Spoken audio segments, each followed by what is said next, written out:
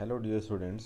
आज के इस ऑनलाइन क्लास में मैं आप सभी लोगों का स्वागत करता हूं। तो जैसा कि पिछले लेक्चर में हम लोगों ने विभिन्न योजनाओं के अंतर्गत भारत में जनसंख्या वृद्धि को नियंत्रित करने के लिए कौन कौन से उपायों को अपनाया था, तो उसी कड़ी में आज आगे बढ़ते हुए हम जो राष्ट्रीय जनसंख्या नीति जिसकी घोषणा सन 2000 में की गई थी उसके बारे में बात करेंगे। तो जैसा कि पिछले लेक्चर में कुछ टर्म्स आए थे और इन टर्म्स का यूज़ बार बार लेक्चर में हो रहा था, तो सबसे पहले आइए हम समझते हैं कि उन टर्म्स का मतलब क्या होता है, क्योंकि आगे भी जब हम नेशनल पॉपुलेशन पॉलिसी 2000 डिस्कस करेंगे तो उसमें भी ये सब टर्म्स आएंगे। तो आइए कुछ थोड़ा सा इसको हम देख लेते हैं क्या है।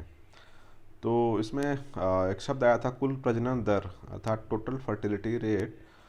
तो TFR बच्चों की वह संख्या जो किसी भी स्त्री के संपूर्ण प्रजनन काल जिसे कि 15 से 49 वर्ष माना जाता है में पैदा होते हैं। अर्थात जो प्रजनन काल होता है किसी महिला का वह 15 से 49 वर्ष होता है। तो प्रति महिला कुल कितने बच्चे पैदा होते हैं उसकी संख्या को यह रेट प्रदर्शित करता है। तो उदाहरण के लिए यदि हम मान लें कि 5000 स्त्रियां हैं और उनके प्रजनन काल में यदि मान लें कि कुल 15,000 बच्चे पैदा होते हैं, तो जो TFR होगा वह 15,000 अपॉन 5000 हम करेंगे तो प्राप्त हो जाएगा। तो इस तरीके से हम देखेंगे कि ये जो TFR की वैल्यू आ रही है यह 3 आ रही है। तो TFR की वैल्यू शो करती है कि यदि यह वैल्यू 2 से अधिक आती है तो यह दर्शाता है कि जनसंख्या में वृद्धि होगी, क्योंकि जो कपल्स हैं, जो माता पिता हैं, वो अपने स्थान पर अपनी संख्या से अधिक बच्चों को रिप्लेस कर रहे हैं। तो इस तरीके से TFR की वैल्यू यदि 2 से कम आएगी तो इसका अर्थ है कि जनसंख्या में वृद्धि नहीं होगी, और यदि TFR की वैल्यू 2 आती है तो इसका अभिप्राय यह होता है कि जनसंख्या में वृद्धि नहीं होगी, अर्थात जनसंख्या स्थिर होगी। तो इसीलिए TFR को भी प्रतिस्थापन प्रजननता भी कहा जाता है, या इसको रिप्लेसमेंट लेवल ऑफ फर्टिलिटी भी कहते हैं। तो हम एक डेटा देखते हैं कि जैसे वर्तमान में जो टोटल फर्टिलिटी रेट इंडिया का है वह 2.2 है, अर्थात हम जो रिप्लेसमेंट लेवल ऑफ फर्टिलिटी है उसके लगभग करीब पहुंच चुके हैं, क्योंकि प्रतिस्थापित प्रजननता या रिप्लेसमेंट लेवल ऑफ फर्टिलिटी है उसको 2.1 रखा जाता है। तो जो आइडियल है, जो TFR 2 हमने बात की थी कि TFR यदि 2 है तो जनसंख्या में वृद्धि नहीं होगी, तो 0.1 इसके अधिक होने का कारण यह है कि जो बाल्यावस्था में जो बच्चों की मृत्यु हो जाती है तो उसको निरस्त करने के लिए TFR की जो आइडियल वैल्यू है उसको 2.1 रखी जाती है। अर्थात यदि किसी देश की TFR वैल्यू 2.1 है तो वह माना जाता है कि उस राष्ट्र में जो जनसंख्या की वृद्धि है वह स्थिर है। इसके अलावा एक दूसरा टर्म था जिसका नाम मातृत्व मृत्यु दर है, अर्थात मैटरनल मोर्टेलिटी रेट है, जिसको हम शॉर्ट में MMR भी कहते हैं। तो MMR प्रति 1 लाख जीवित जन्मों पर प्रसव के दौरान या गर्भ खत्म होने के 42 दिनों के भीतर प्रसव के कारण मरने वाली माताओं की संख्या को यह प्रदर्शित करता है। अर्थात प्रत्येक 1 लाख के जीवित जन्म पर प्रसव के समय और या तो प्रसव के 42 दिनों के अंदर जो माताओं की मृत्यु होती है उसको यह दर प्रदर्शित करती है। और भारत में यह दर इस समय 113, अर्थात प्रति 1 लाख जीवित जन्मों पर 113 माताओं की मृत्यु होती है। और इसके बाद एक टर्म आया था जिसका नाम शिशु मृत्यु दर है, अर्थात इन्फेंट मोर्टेलिटी रेट है, जिसको हम शॉर्ट में IMR भी कहते हैं। तो IMR का अर्थ होता है कि प्रति 1000 सजीव जन्मे शिशुओं की संख्या के अनुपात में 1 वर्ष से कम आयु वाले मृत शिशुओं की संख्या। अर्थात कि जो 1000 जो जन्म हो रहे हैं, जो भी प्रति 1000 जन्म हो रहे हैं, प्रति 1000 जन्म पर जो 0 से 1 वर्ष के बीच में जो बच्चे मर जाते हैं उनकी संख्या को यह प्रदर्शित करता है। तो इसलिए IMR को कैलकुलेट करने के लिए हम 1 वर्ष से कम आयु के मृतकों की संख्या में सजीव जन्मे बच्चों की संख्या से भाग देते हैं और उसका 1000 से गुणा कर दें तो हमको IMR प्राप्त हो जाएगा। तो भारत में इस समय इन्फेंट मॉर्टेलिटी रेट 33 है, अर्थात प्रति 1000 सजीव जन्म पे, प्रति 1000 शिशुओं के जन्म पे लगभग 33 जो शिशु होते हैं उनकी 0 से 1 वर्ष के बीच में ही मृत्यु हो जाती है।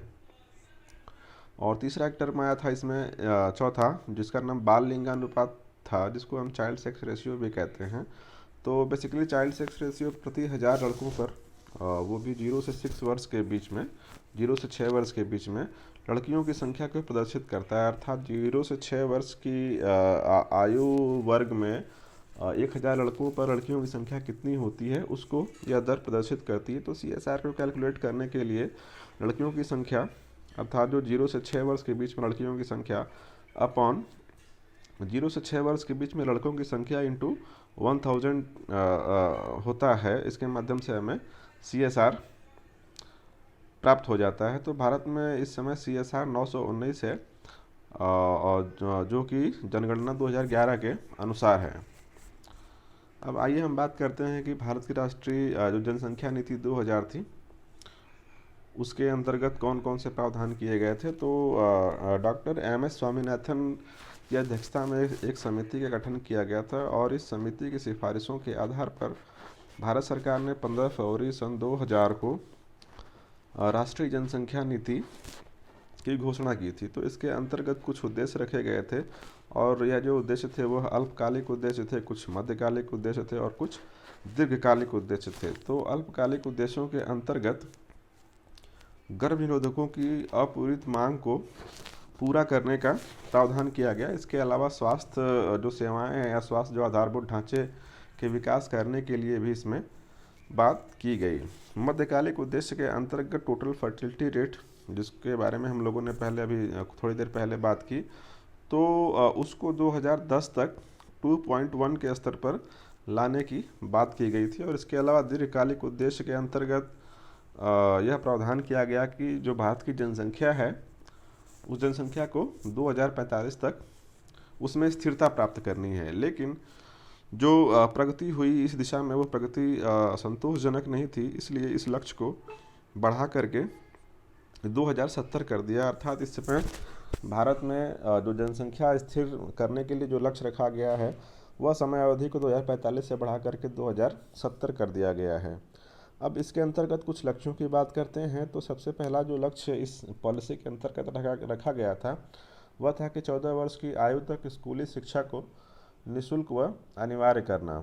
दूसरा था कि जो इन्फेंट मोर्टेलिटी रेट है, उस रेट को कम करके 30 प्रति 1000 पर लाना, और इसके साथ साथ जो मैटरनल मोर्टेलिटी रेट है, उसको भी कम करके 100 प्रति लाख पर लाना था। इसके अलावा इस नीति के अंतर्गत सर्वव्यापी टीकाकरण की भी बात की गई थी, और लड़कियों की विवाह योग्य आयु में वृद्धि को प्रोत्साहित करने की बात की गई थी। इसके अलावा जो प्रसव है, उसको 80% संस्थागत प्रसव करने के लिए सुविधाओं का विकास करने की बात की गई थी, और यह भी कहा गया कि जो यह प्रसव होगा वह 100% प्रशिक्षित कर्मियों के द्वारा सुनिश्चित कराया जाएगा। इसके अलावा जन्म, मृत्यु, विवाह व गर्भ का 100% पंजीकरण कराने की भी बात की गई इस नीति में, और TFR को 2.1 के स्तर पर लाने के लिए छोटे परिवार के मानव को प्रोत्साहित करने की भी बात की गई।